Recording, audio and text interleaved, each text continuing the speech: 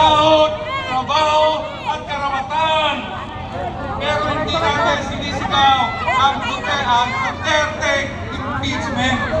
Ang sinisigaw namin dito sa harapan ng Mindoro, BBM para mapakinggan ninyo kung daing ng uling manggagawa na hindi na po kami nakaka